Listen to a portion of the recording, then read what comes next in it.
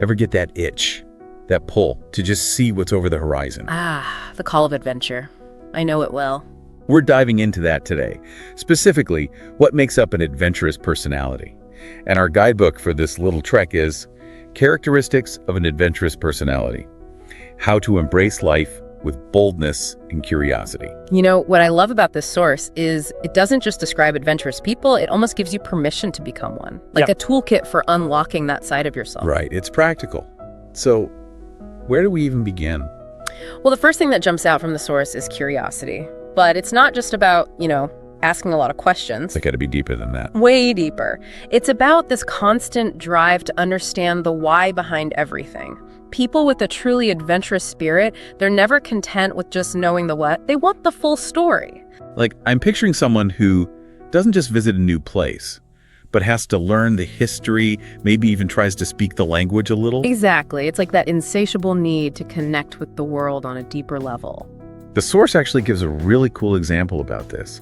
They talk about how someone with an adventurous personality might approach a simple task, like even cooking dinner, in a totally different way. Oh, tell me more about this. I love a good food analogy. So instead of just following a recipe, they're the ones experimenting with different spices, different techniques, figuring out what makes those flavors sing. Because it's not really about the food, is it? It's about the exploration, the discovery. And that takes us to another biggie. Risk-taking. Can't have adventure without a little risk, right? For sure. But this source makes a really important distinction. They're not talking about being reckless. Oh, absolutely not. This isn't about jumping out of planes without a parachute.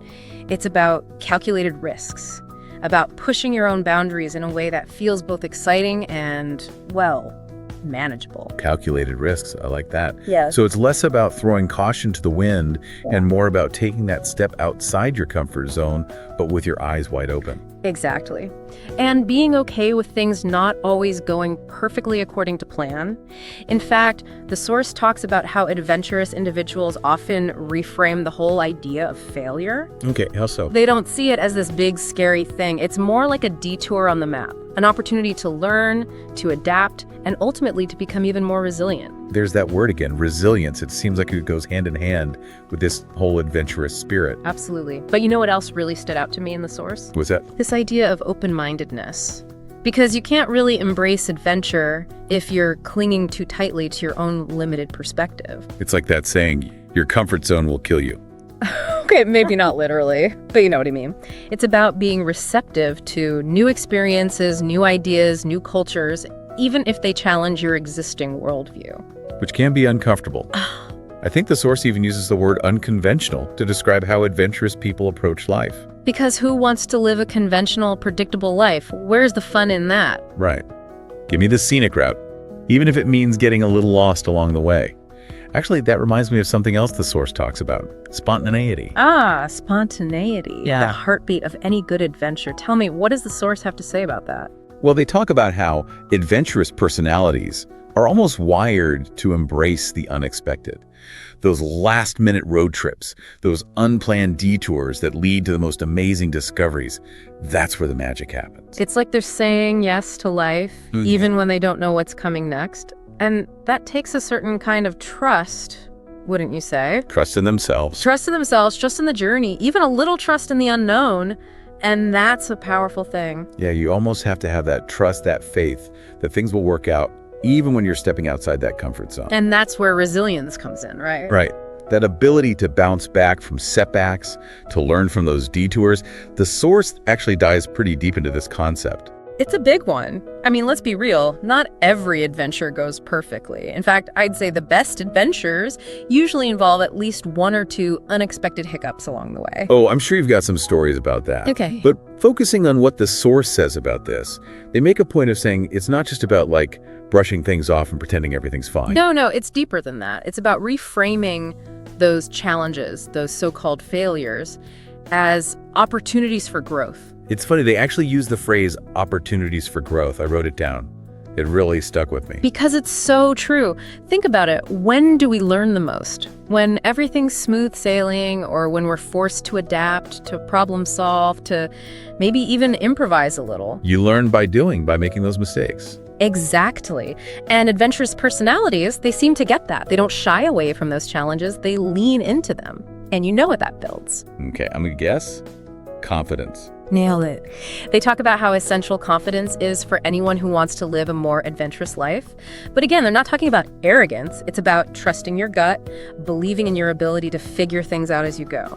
So it's almost like an inner compass, guiding you through the ups and downs of the journey. It's more than a compass. It's like your own personal North Star. Always there, helping you stay true to yourself and your own unique path. And that ties into another really important trait the source highlights: independence. Right, because if you're always looking for external validation, always seeking permission to do things your own way, are you really living adventurously? Good question, right? And I think the source makes a really key distinction here. Independence isn't about isolating yourself, it's about defining success on your own terms. It's about having the courage to pursue what lights you up, even if it doesn't fit the mold. It's like you're the captain of your own ship. You might chart a course, but you're always open to adjusting those sails if the wind changes. Love that analogy.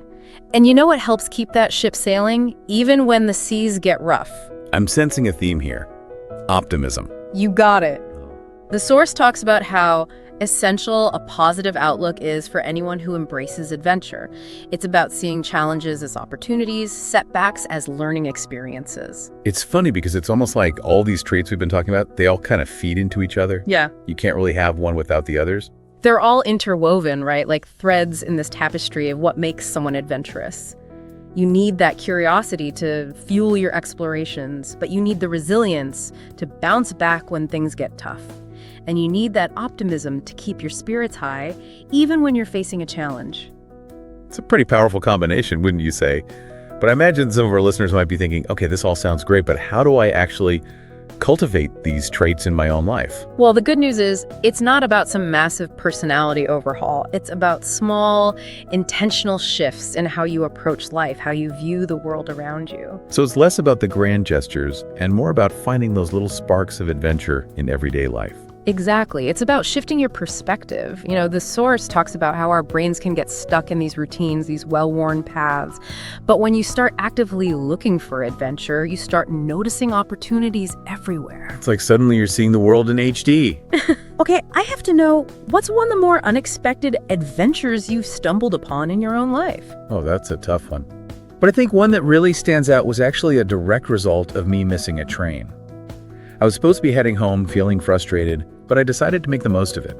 I ended up wandering into this incredible little bookshop I'd never seen before. I spent hours talking to the owner, a total kindred spirit, and discovered a whole new genre of literature I'd never even known existed. See, you just never know where those detours might lead. And that's what makes this whole conversation so inspiring. It's not about fitting some mold of what an adventurous person looks like. Yeah. It's about tapping into your own unique version of adventure. Couldn't have said it better myself. The source really emphasizes that individuality.